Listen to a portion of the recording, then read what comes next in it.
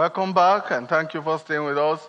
Before we went on that break, we were talking about the opportunity of the candidates to have an opportunity to do a rebuttal.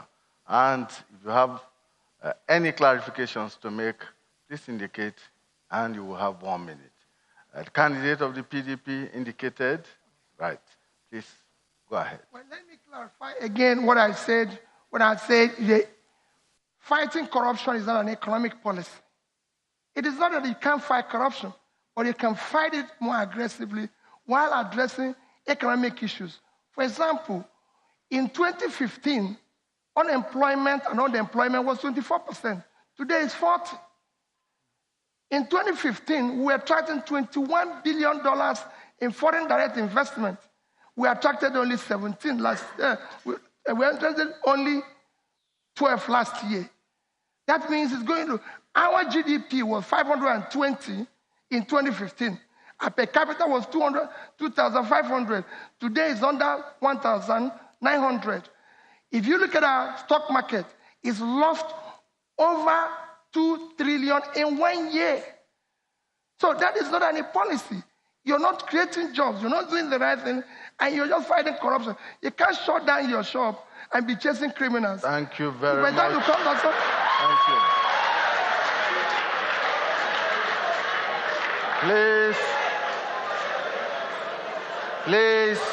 Please. There are rules and guidelines to this debate. You are not allowed to cheer in the audience.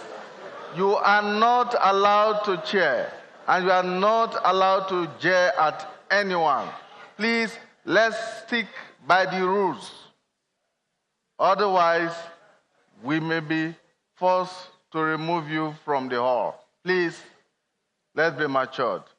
Thank you. Candidate of the APC.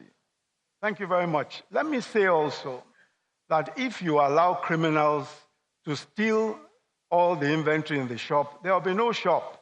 That's the problem. Please. That's the problem. Please. And what has happened to Nigeria in the past 16 years is what the World Bank told us, that the major cause of our poverty is corruption. That's a major cause. That's what we've been told. So let me say that there is no way that we can minimize what has happened. We can't minimize corruption. If you minimize it, we run the risk of completely, in fact, the argument is lost. We cannot do what we want to do unless we're able to minimize corruption or eradicate it completely, which is what we're trying to do. I want to rebut the question about our debt figures.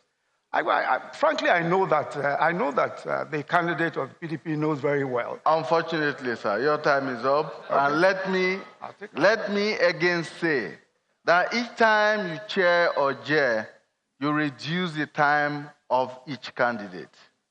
And that time is very valuable, is very vital for him or her to make the necessary points.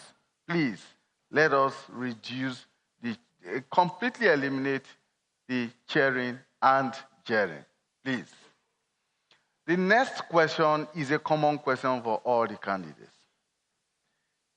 In 2016, when there was a major adjustment in the price of petroleum products from 87 naira to 145 naira, Nigerians reluctantly accepted this price hike in the understanding that this was going to be the last and that the word petroleum subsidy will be banished from the Nigerian government's lexicon.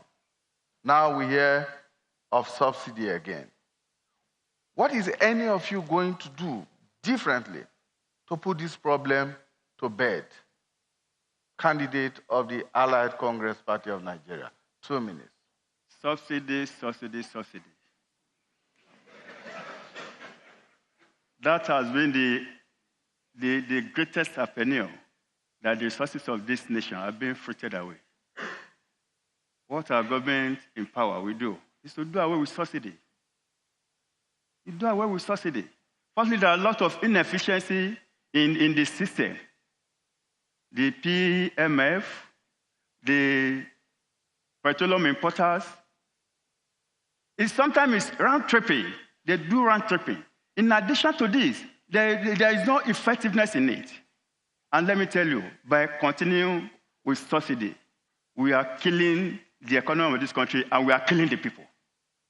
We are doing away, our government in power, by the grace of God, will do away with subsidy. What we do is to deregulate the sector.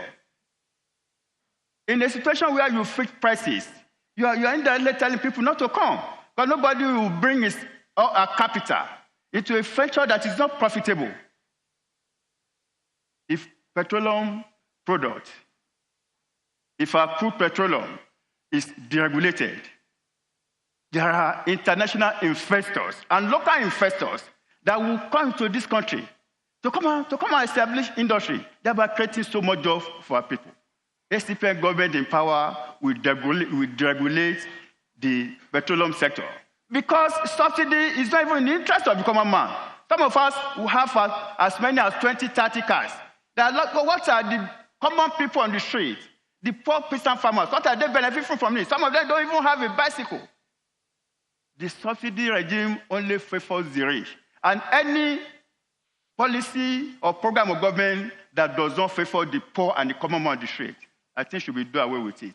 We will do away with subsidy so that we can create jobs massively. Thank you very much for our people. Thank you. Candidate of the ANN. Good evening, sir. Subsidy in Nigeria is fraught with corruption.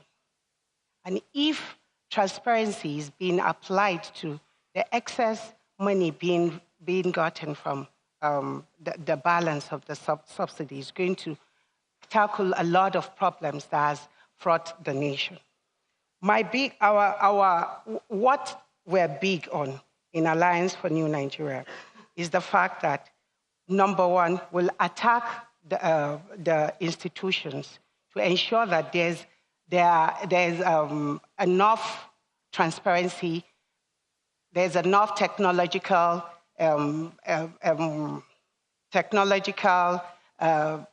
issues, technological GPS that is being upgraded to ensure that every kind of corruption is tackled. If subsidy is being eliminated, what we want to do in Alliance for when it comes to is to, number one, diversify the economy, which I've mentioned before. If we're able to diversify the economy and stop the dependency on oil products, we'll have little or no problem at all with subsidy. And once we are able to get the residue of the subsidy, we're using it to also do the four important things that we've always talked about, talking about restructuring of our infrastructure. We're talking about ensuring that most of these excesses are being allocated to various structures like education, health, healthcare system, and all, talking about the complete overall of the civil service system. So subsidy is not something that it's something that we tackle properly. Thank you. Yes.